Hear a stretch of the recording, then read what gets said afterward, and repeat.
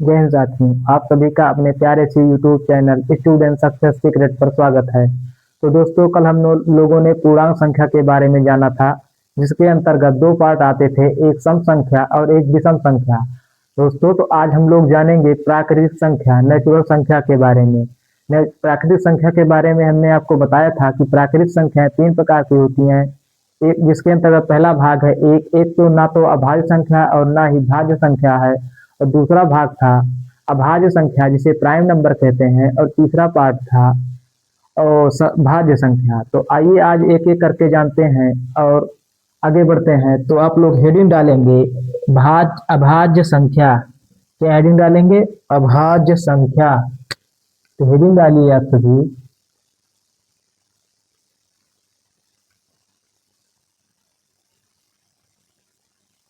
अभाज्य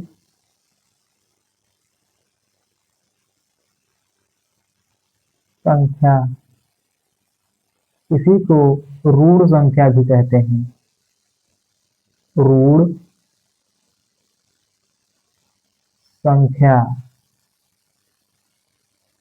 prime number,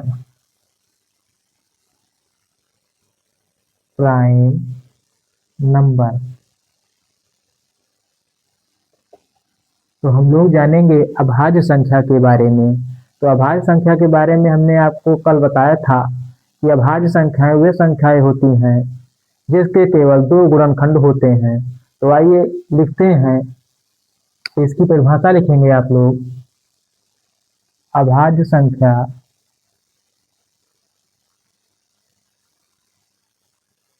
अभाज्य संख्या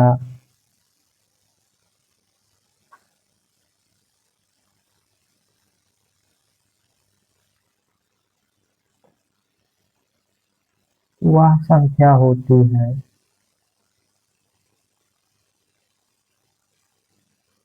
अभाज्य संख्या वह संख्या होती है जिसके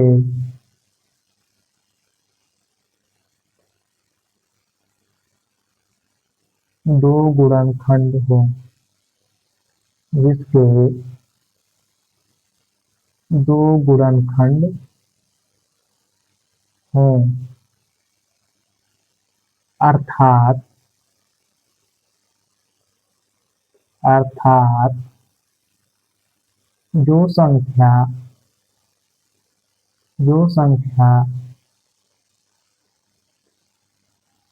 केवल एक और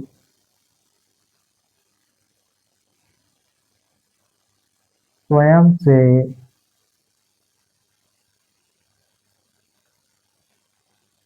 विभाजित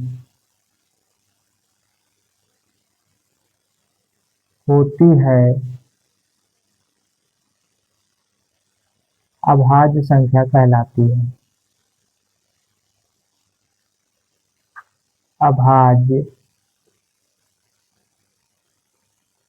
संख्या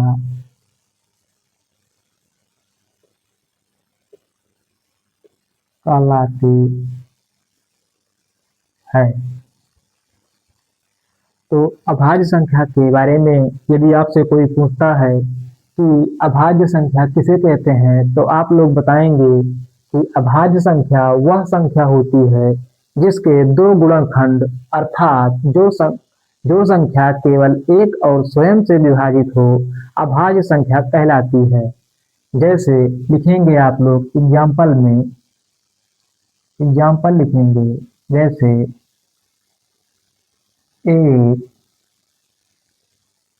दो, तीन, पाँच, सात, etc, मतलब इत्यादि। एक, दो, तीन, पाँच, सात, etc। तो आप लोगों ने जाना अभाज्य संख्या के बारे में और उसके एग्जाम्पल के बारे में। अब हम लोग जानेंगे भाज्य संख्या के बारे में। तो आप लोग हेडिंग डालेंगे भाज्य संख्या। क्या लिखेंगे? भाज्य संख्या। इसी को मिश्रित संख्या भी कहते हैं। कौन सी संख्या? मिश्रित संख्या, कंपोजिट नंबर, कंपोजिट नंबर।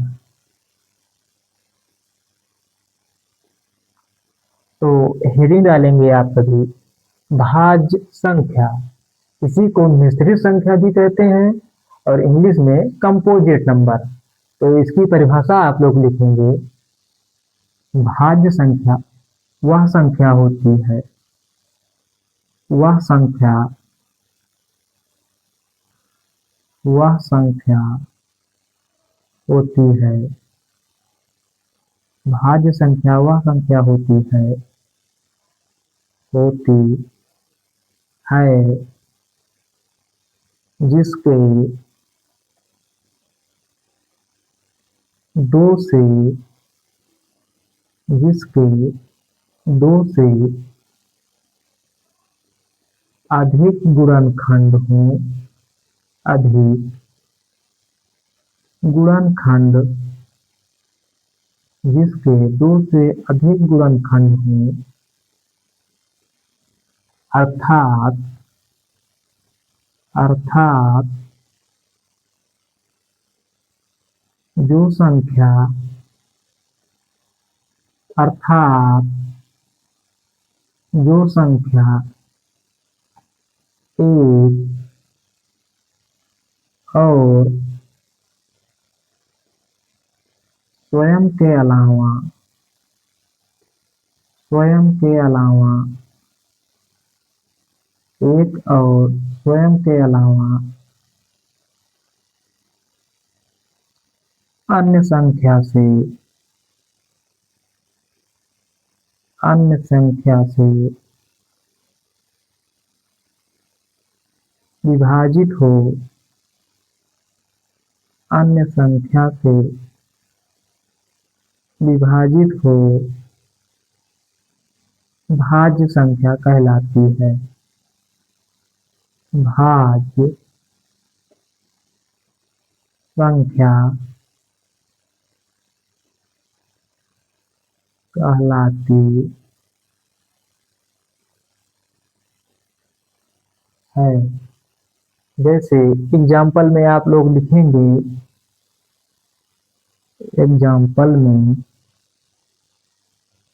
भाज्य संख्या का एग्जाम्पल आप लोग लिखेंगे, जैसे 4, 6, 8, 10 इत्यादि। क्या लिखेंगे? 4, 6, 8, 10 इत्यादि। तो भाज्य संख्या के बारे में हम लोगों ने जाना कि भाज्य संख्या वह संख्या होती है जिसके दो से अधिक गुणनखंड हों, अर्थात जो संख्या एक और स्वयं के अलावा अन्य संख्या से भी विभाजित होती है, भाज्य संख्या कहलाती है।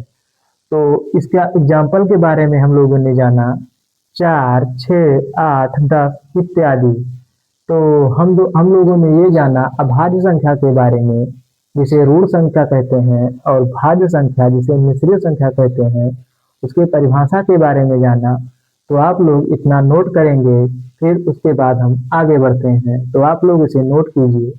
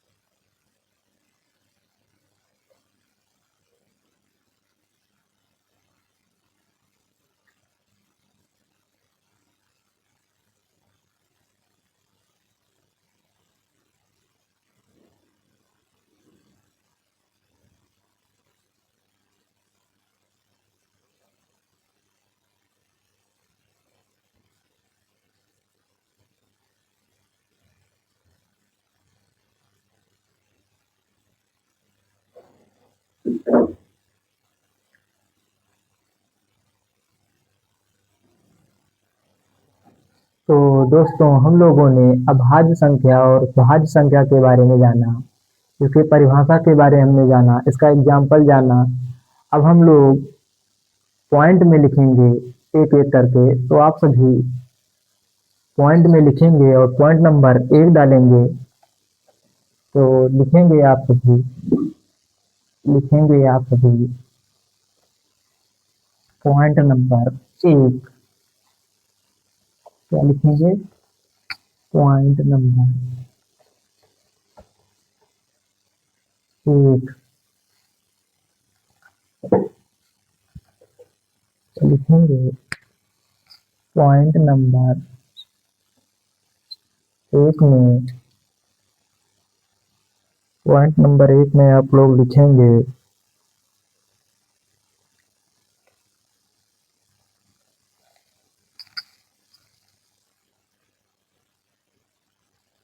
कि ना तो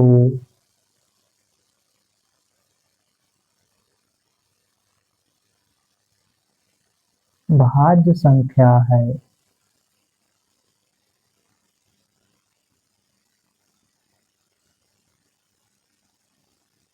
ए ना तो भाज्य संख्या है और ना ही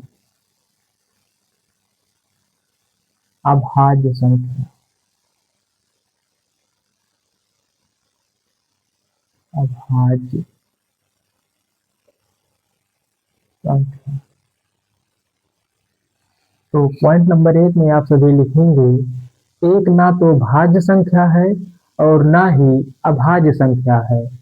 पॉइंट नंबर 2 में लिखेंगे आप सभी, पॉइंट नंबर 2 में लिखेंगे दो एकमात्र, दो एकमात्र ऐसी सम संख्या है, दो एकमात्र ऐसी सम संख्या है जो अभाज्य संख्या भी है, अभाज्य संख्या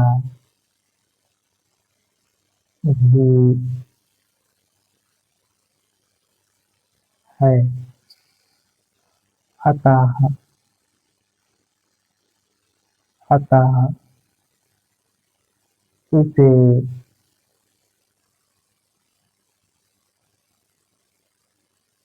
सम, अतः इसे समभाज्य संख्या भी कहते हैं, कहते हैं।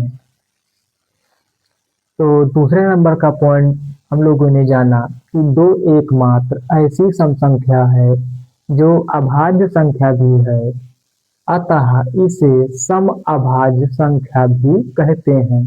ये पॉइंट आप लोग नोट याद करेंगे और अपने कॉपी में लिखेंगे। और पॉइंट नंबर 3 में लिखेंगे आप सभी, पॉइंट नंबर 3 में लिखेंगे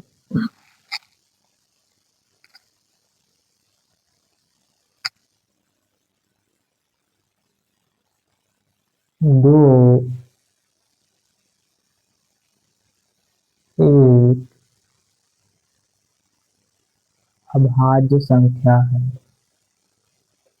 क्या लिखेंगे? दो एक अभाज्य संख्या है। पॉइंट नंबर 4 में लिखेंगे सबसे छोटी, सबसे छोटी सम अभाज्य सबसे छोटी सम अभाज्य सबसे छोटी सम अभाज्य 2 है। 2 है। नंबर 5 में लिखेंगे, 5 नंबर पॉइंट में सबसे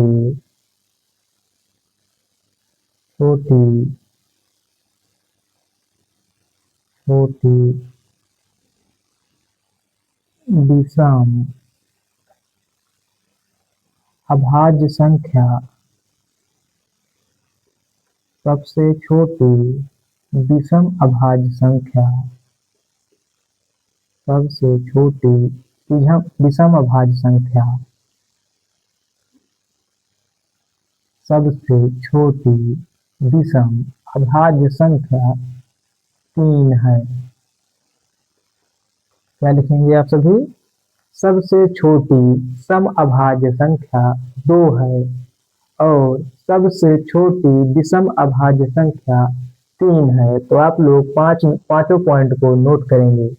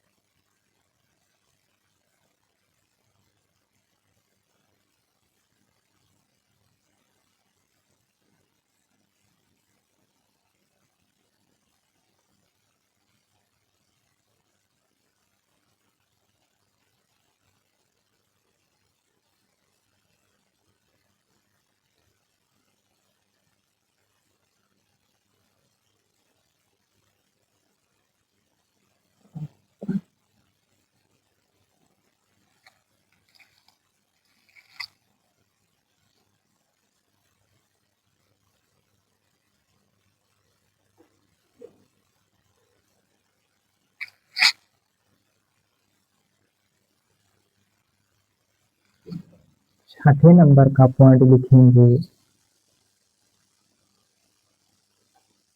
सबसे छोटी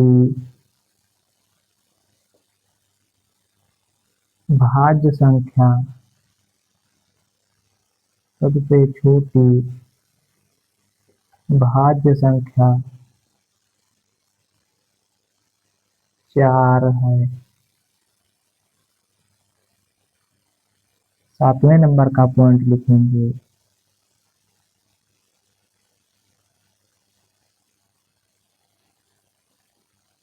सबसे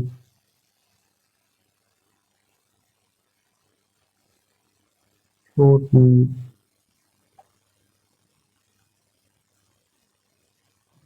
विषम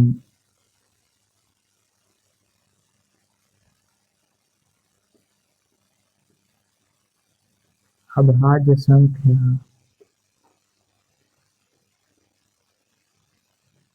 9 है।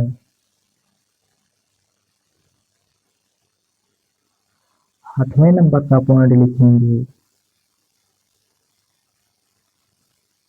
1 से 100 तक कुल 25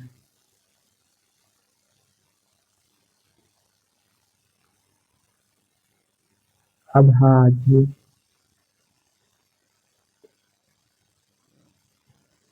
संख्या है।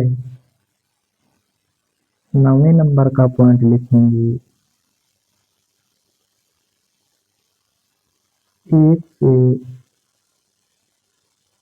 50 तक कुल 15 अभाज्य संख्या है। 15 अभाज्य संख्या है।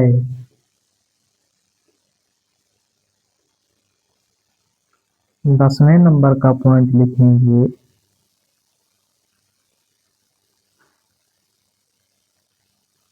50 से 100 तक कुल 10 अभाज्य संख्या है। 10 अभाज्य संख्या है। तो पहले नंबर का पॉइंट हमने ये जाना कि एक ना तो भाज्य संख्या है और ना ही अभाज्य संख्या है। दूसरा पॉइंट हमने ये जाना कि दो एकमात्र ऐसी सम संख्या है जो अभाज्य संख्या भी है, अतः इसे सम अभाज्य संख्या भी कहते हैं। तीसरे नंबर का पॉइंट हमने ये जाना कि दो एक अभाज्य संख्या है। चौथे नंबर के पॉइंट में हमने ये जाना कि सबसे छोटी सम अभाज्य संख्या 2 है। पांचवें नंबर का पॉइंट है कि सबसे छोटी विषम अभाज्य संख्या 3 है। और छठे नंबर का पॉइंट हमने ये देखा कि सबसे छोटी भाज्य संख्या 4 है। सातवें नंबर का पॉइंट में सबसे छोटी विषम अभाज्य संख्या 9 है। आठवें नंबर के पॉइंट में 1 से 100 तक कुल 25 अभाज्य संख्या हैं। यदि आपसे एग्जाम में ये पूछ लेगा कि 1 से 100 तक कितनी अभाज्य संख्याएं हैं, तो आप लोग क्या बताएंगे कि 25। मान लो आपसे 1 से 100 तक के बजाय 1 से 50 तक पूछ लेता है, तो आप लोग क्या बताएंगे कि 1 से 50 तक कुल 15 अभाज्य संख्याएं हैं और 50 से 100 के बीच कुल 10 अभाज्य संख्याएं हैं। तो आप लोग इन 10 पॉइंट को नोट करेंगे, फिर हम आगे बढ़ते हैं।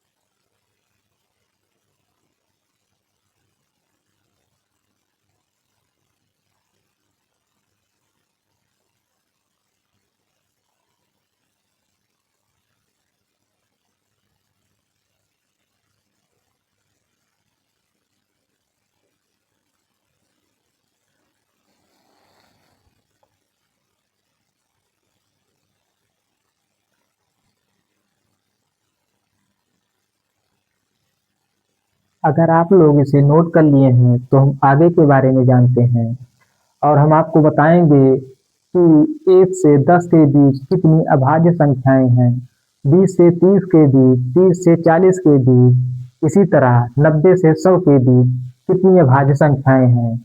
एग्जाम में कभी-कभी एग्जामिनर ये भी पूछ लेता है कि 1 से 10 के बीच कितनी अभाज्य संख्याएं हैं, जो कि कोई आपको बताता नहीं है, लेकिन हम आपको बता रहे हैं, तो आप लोग इसे नोट करेंगे। तो लिखेंगे आप सभी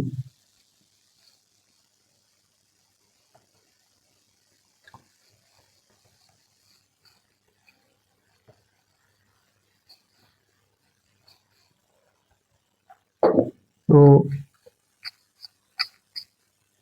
1 से 10 के बीच कितनी अभाज्य संख्याएं हैं? 10 से 20 के बीच,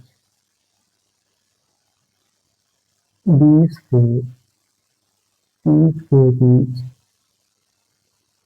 30 से 40 के बीच, 40 से 50 के बीच, 50 से 60 के बीच, 60 से 70 के बीच, 70 से 80 के बीच, 80 से 90 के बीच, 90 से 100 के बीच। तो हम लोग एक एक करके जानते हैं कि 1 से 10 के बीच कितनी अभाज्य संख्याएं हैं।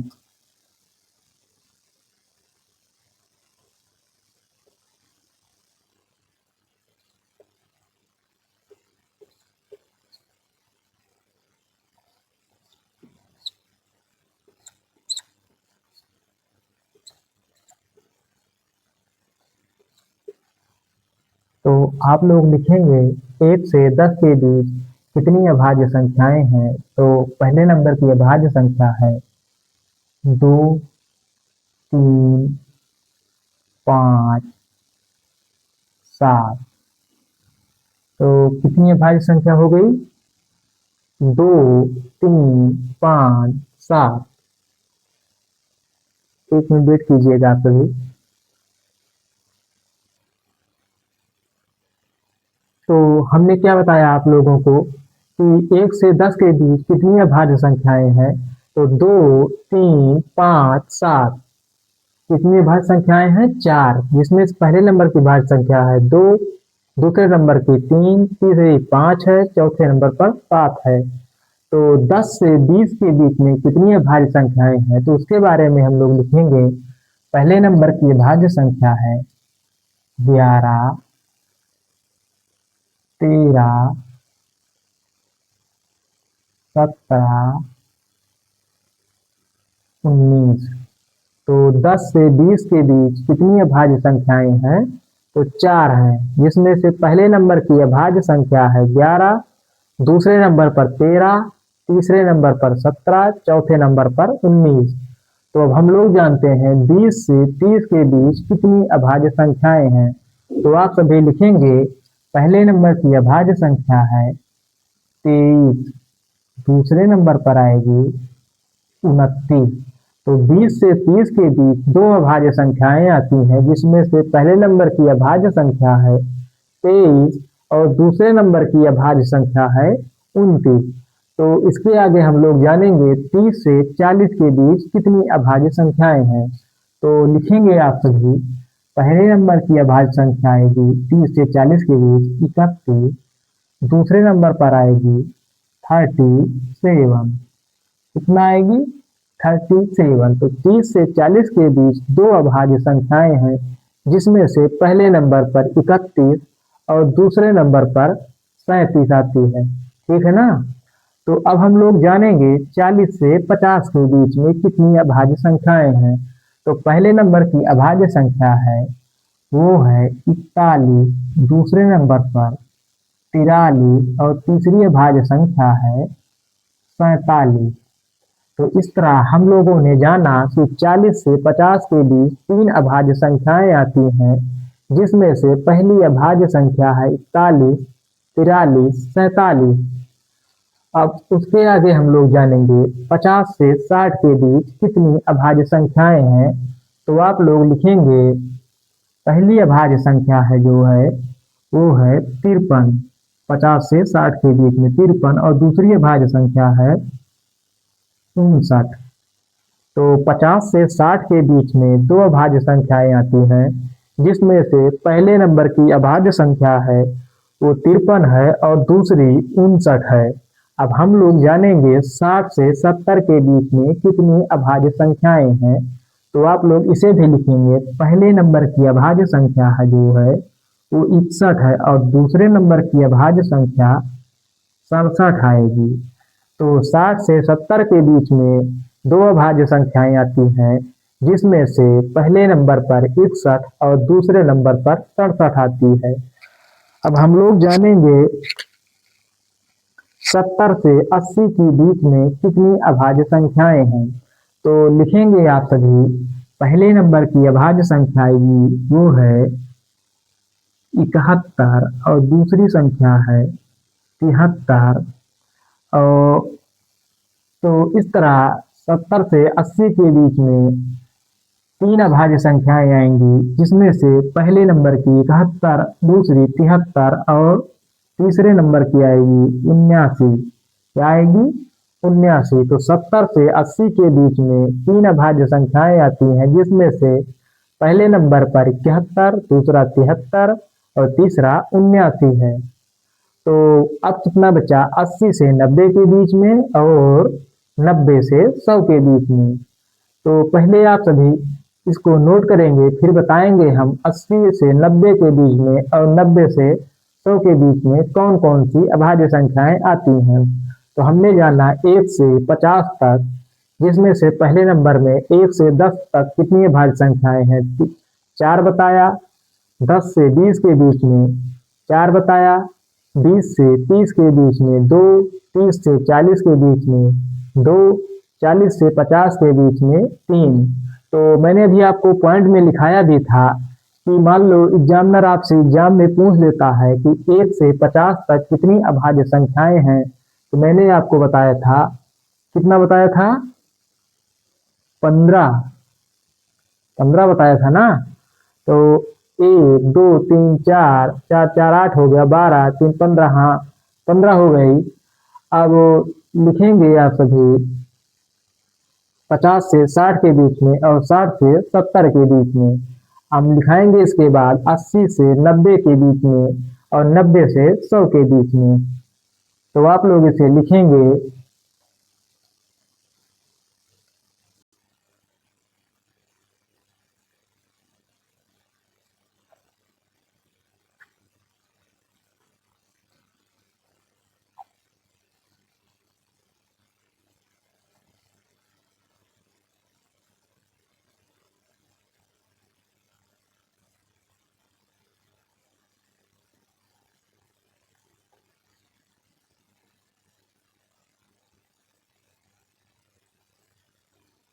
तो मैंने आपको बताया था कि 1 से 100 के बीच में कुल 25 अभाज्य संख्याएं होती हैं। तो आप लोग काउंटिंग भी कर सकते हैं, जिसमें से 1 से 10 के बीच में 4 हो गई, 10 से 20 के बीच में 4 हो गई, 20 से 30 के बीच में 2, 30 से 40 के बीच में 2, 40 से 50 के बीच में 3, 50 से 60 के बीच में 2, 60 से 70 के बीच में 2, 70 से 80 के बीच में 3, 80 से 90 के बीच में 3, 90 से 100 के बीच में 1। तो इस तरह मान लो आपसे पूछा जाता है एग्जाम में कि 1 से 50 तक कितनी अभाज्य संख्याएं हैं, तो आप लोग क्या जवाब देंगे कि 15 अभाज्य संख्याएं हैं। और पूछता है आपसे 50 से 100 तक कितनी अभाज्य संख्याएं हैं, तो आप लोग बताते हैं कि कुल 10 अभाज्य संख्याएं हैं 50 से 100 के बीच में। आप लोग इसे गिन भी सकते हैं कि 3 इसमें हो गया, 2 ये हो गई, 5 हो गए, ये 6 नंबर हो गया, 6, 2, 8 हो गया, 8, 2, 10। तो इस तरह 50 से 60 के बीच में 10 अभाज्य संख्याएं हो गई और 1 से 50 के बीच में 15। तो इसे आप लोग अपने कॉपी में नोट करेंगे, फिर हम लोग आगे बढ़ते हैं। तो इसे आप सभी नोट कीजिए।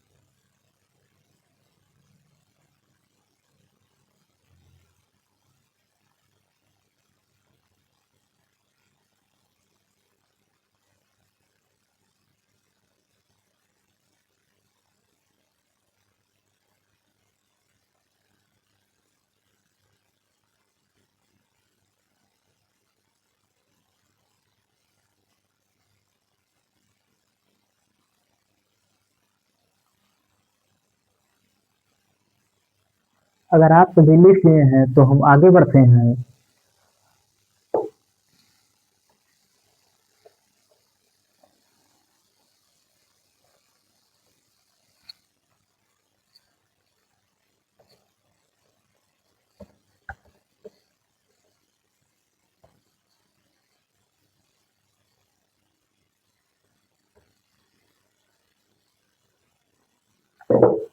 तो दोस्तों, जितनी चीजें मैं आप सभी को लिखवा रहा हूँ वो अपने कॉपी में आप लोग नोट करेंगे और उसे ज्यादा से ज्यादा आप लोग उसे याद करने की कोशिश करेंगे, क्योंकि जब हम लोग क्वेश्चन हल करने लगेंगे ये सभी पॉइंट आपके लिए बहुत ही जरूरी होंगे। तो अब आप लोग पॉइंट में लिखेंगे लिखेंगे पहले नंबर का पॉइंट कि सब एक अंक की एक अंक की एक अंक की सबसे छोटी एक अंक की सबसे छोटी अभाज्य संख्या एक अंक की सबसे छोटी अभाज्य संख्या 2 है। क्या है? 2 है। दूसरे नंबर पॉइंट पर लिखेंगे एक अंक की एक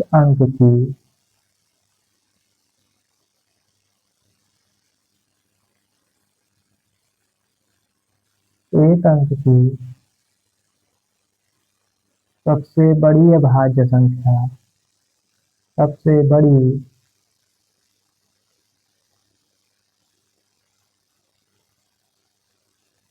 अभाज्य संख्या एक अंक की सबसे बड़ी अभाज्य संख्या 7 है।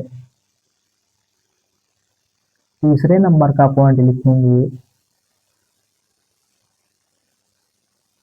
2 अंक की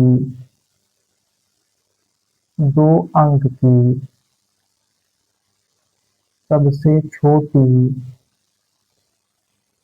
सबसे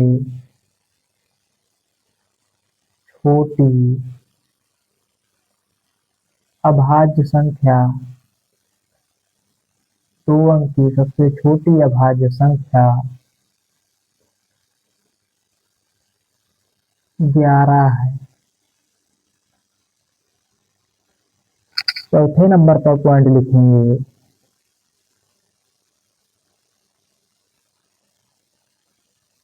2 अंक की सबसे बड़ी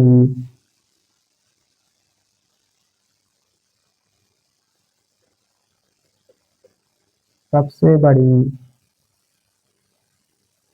अभाज्य संख्या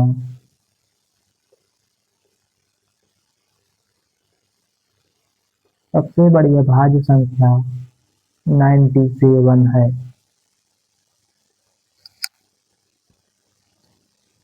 पांचवें नंबर का पॉइंट लिखेंगे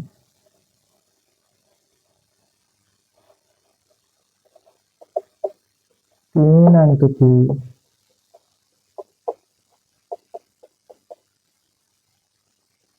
सबसे छोटी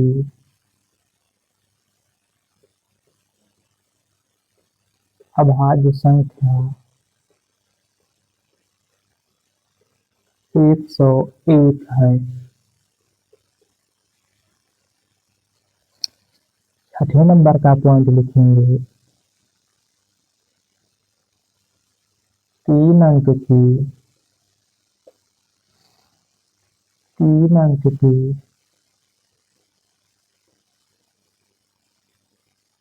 सबसे बड़ी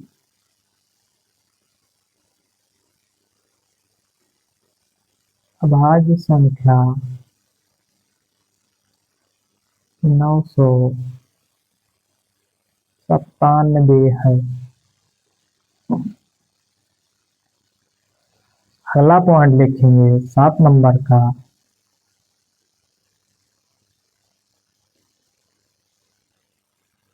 4 अंक की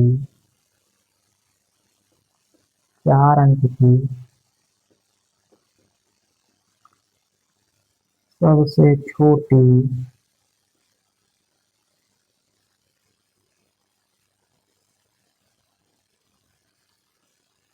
अभाज्य संख्या 1009 है।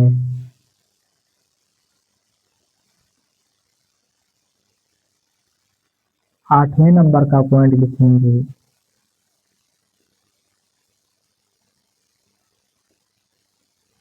4 अंक की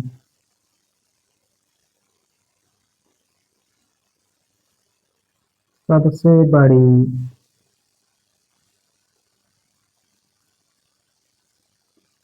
भाज्य संख्या 9973 है। तो इस तरह हम लोगों ने पहले नंबर का पॉइंट जाना कि एक अंक की सबसे छोटी अभाज्य संख्या 2 है, और दूसरे नंबर के पॉइंट में ये जाना कि एक अंक की सबसे बड़ी अभाज्य संख्या 7 है, 2 अंक की सबसे छोटी अभाज्य संख्या 11 है, और 2 अंक की सबसे बड़ी अभाज्य संख्या 97 है। और मान लो पूछता है कि 3 अंक की सबसे छोटी अभाज्य संख्या 101 है, 3 अंक की सबसे बड़ी अभाज्य संख्या 997 है, 4 अंक की सबसे छोटी संख्या 1009 है, और लास्ट पॉइंट हमने ये लिखा कि 4 अंक की सबसे बड़ी अभाज्य संख्या 9973 है। तो आप सभी इन सभी 8 पॉइंट को नोट करेंगे। इसके बाद हम लोग आगे के बारे में जानते हैं, तो आप सभी इसको नोट कीजिए।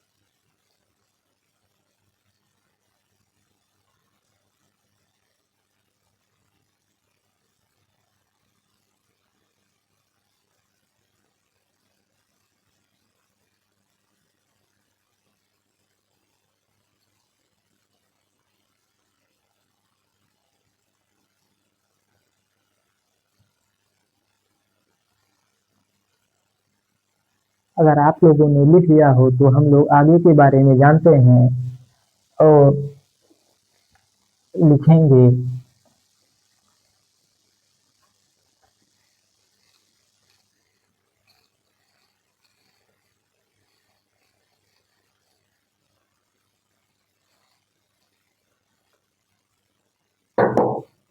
पॉइंट में लिखेंगे आप लोग तीन से बड़ी, तीन से बड़ी सभी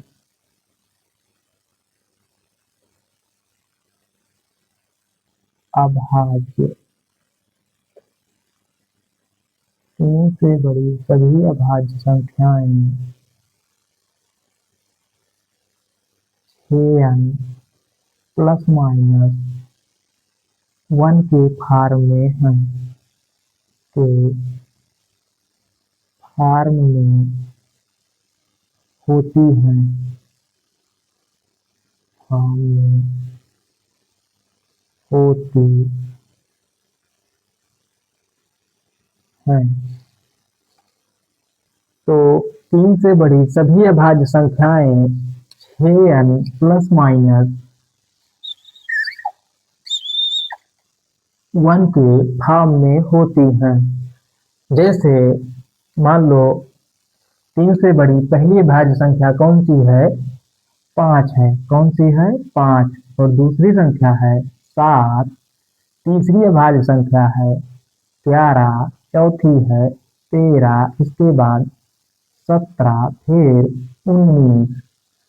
तो जैसे इस फार्मूले को देखेंगे और इसके बारे में जानते हैं कि तीन से बड़ी सभी अभाज्य संख्याएं 6n प्लस माइनस 1 के फॉर्म में कैसे होती हैं।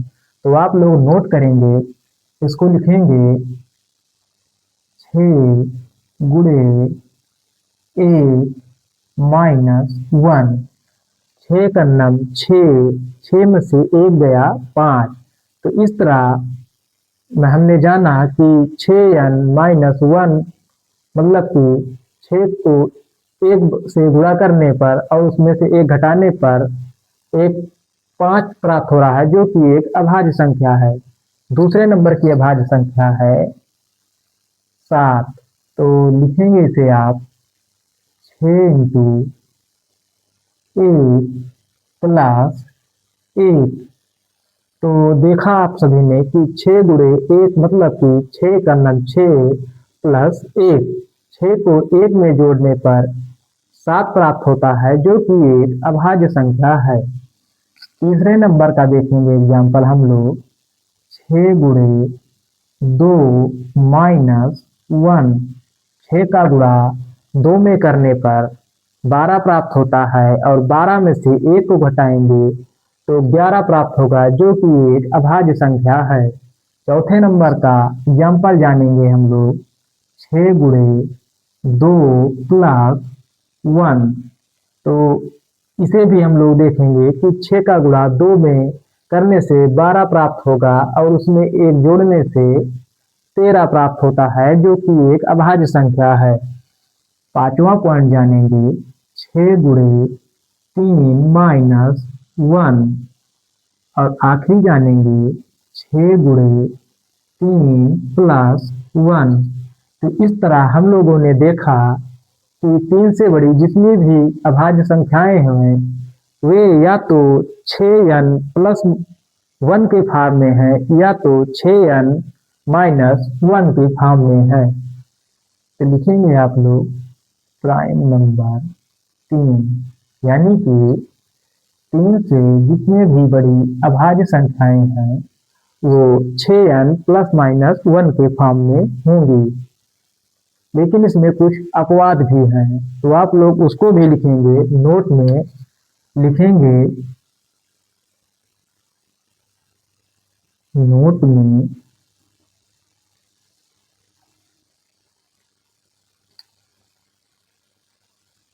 जो संख्याएं जो संख्याएं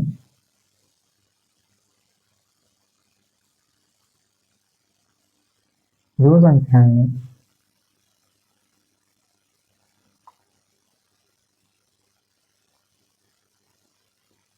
जरूरी नहीं है कि सभी संख्याएं 6n प्लस माइनस 1 के फॉर्म में हूँ। इसके कुछ अपवाद हैं, तो लिखेंगे आप सभी। जैसे पहली संख्या है 25, इसको 6 गुणे 4 प्लस 1, 6 चौका 24 प्लस 1, 24 में 1 जोड़ेंगे तो 25 प्राप्त होता है, जो कि यह एक अभाज्य संख्या नहीं है, ये एक भाज्य संख्या है। इसी प्रकार दूसरी संख्या है 35, 6 गुणे 6 माइनस 1, और तीसरी भाज्य संख्या है, तीसरे नंबर का पॉइंट है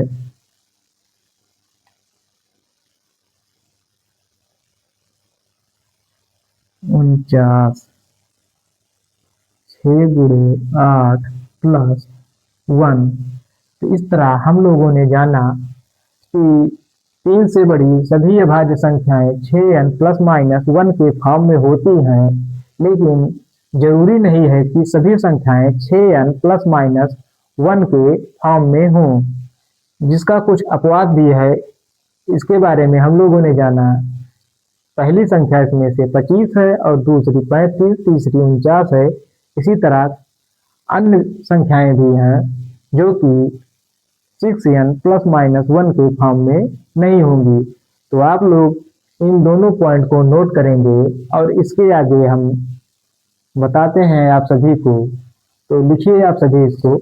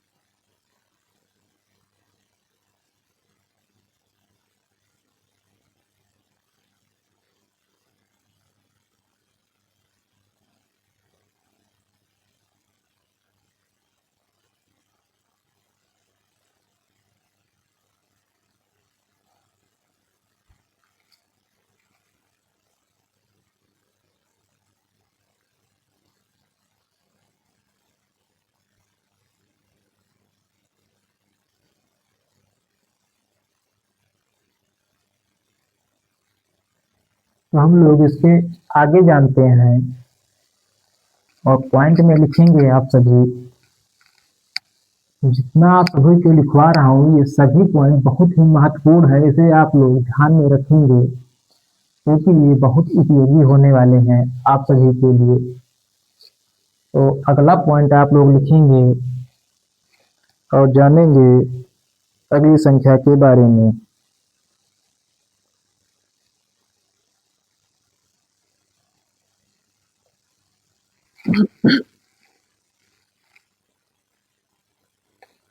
तो लिखेंगे पॉइंट में आप सभी।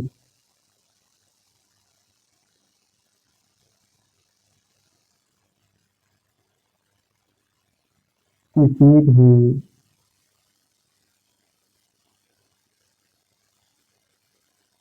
भी अभाज्य संख्या किसी भी अभाज्य संख्या के वर्ग का केवल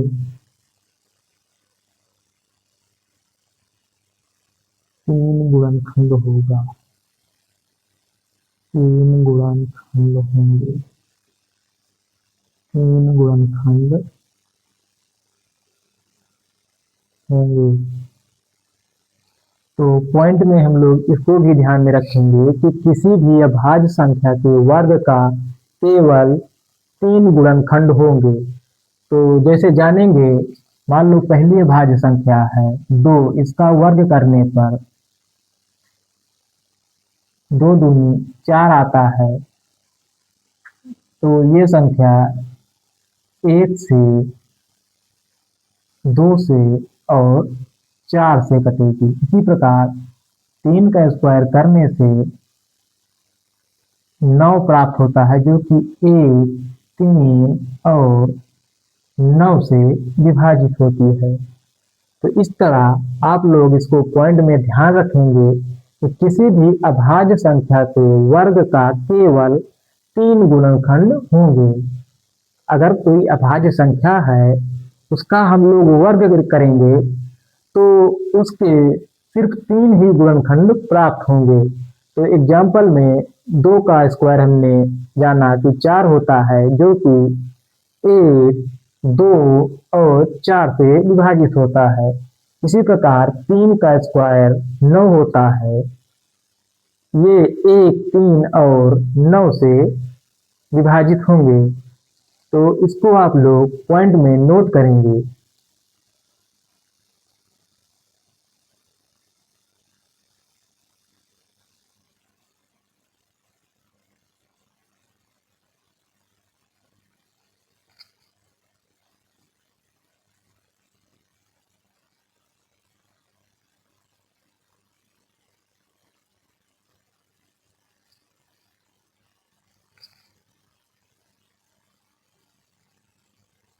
पॉइंट में नोट करेंगे कि यदि कोई अभाज्य संख्या है, तो लिख लेंगे आप सभी।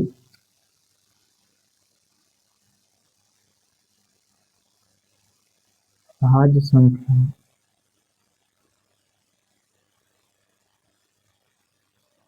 का वर्ग करने पर,